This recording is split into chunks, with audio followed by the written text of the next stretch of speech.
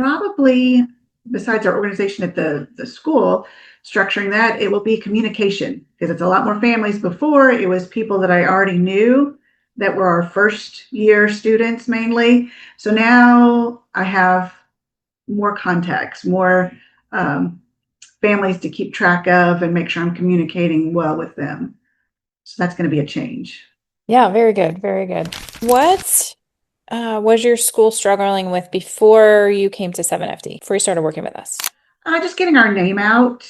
Everything was just word of mouth and a little bit of Facebook. Okay. Still seem to be kind of in that. I mean, I'm doing more and I like going to the farmer's market. I've been doing that about every other Saturday, meeting people, but we've not had anybody coming in from that. I like that Okay. idea. So, yeah, getting our name out in the public Okay. was our biggest struggle. What specific results have you seen since working with us, or what have you taken away from what you've learned? Well, just expanding who to connect with. I've put a flyer up at a place where we did pottery for Mother's Day that I never would have thought about advertising there, and she was very open to it. We've partnered with a karate dojo and putting our flyers there, and I've got their flyers, so we've got a little connection. Just things like that that I would never have thought of as far as advertising. Okay. Healthworks, which is the local exercise place, partnering with them as well. Okay, so just like business partnerships and things like that. I'm glad you did that. Mhm. Very good, very good. What's been the biggest change in your business? Because I know, yeah, you now have 20 enrolled for this next school year. So what's been the biggest change since your growth? I think probably besides our organization at the school, structuring that, it will be communication because it's a lot more families. Before, it was people that I already knew that were our first year students mainly. So now I have more contacts, more um, families to keep track of and make sure I'm communicating well with them. So that's going to be a change. Yeah, very good, very good. What forms of communication do you have for them right now? We've been doing email, texting, but I think I'm going to use GroupMe. That's something that the farmers at with the students and the families. Okay. What would you say to another school owner who's considering working with 7FD? It's a lot of work up front, but then once you kind of get those systems into place, it gets easier.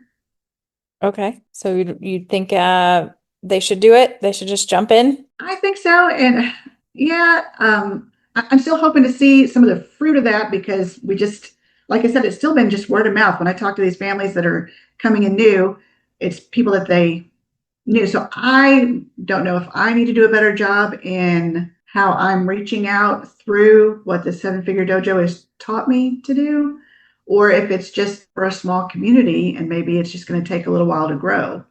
So what I will say is that probably the things that you are doing do help, right? Because people will have seen you at the farmer's market and they will have seen your flyers. And so it all works together because I know we didn't do any paid advertising for you, but Mm-mm. all of that, like being in the places where, whether that's a flyer or whether that's you physically, that your potential students and parents would be, it does all work together because then maybe they did hear about you from somewhere else, but then they saw your flyer somewhere or they saw you at the farmer's market and it just helps build that credibility and that trust. And so then they're more willing to reach out, if that makes sense. So keep doing what you're doing. I'm so excited that you have 20 students and, have a kindergarten room for next year. I think that that's great. In year two, I think that speaks volumes. So you said if you got to 25, you'd have to get a new space, right? That's right. And there's still the potential. And the other thing that holds me back where I am is, we use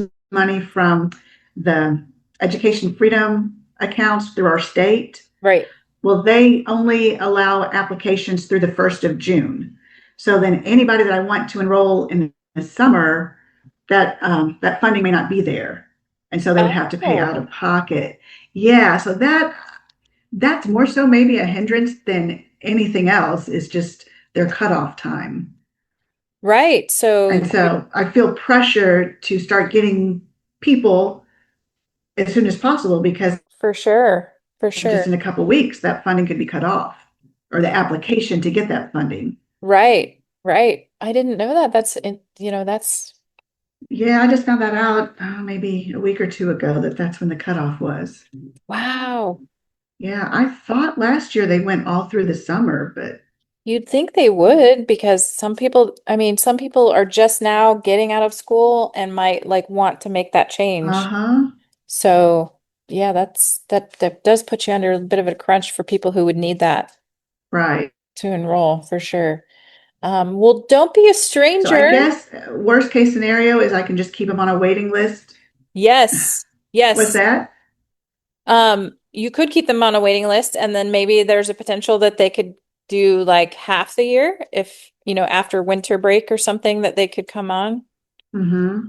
And Well, and that would give me time because then if I got several, I definitely would need that second location.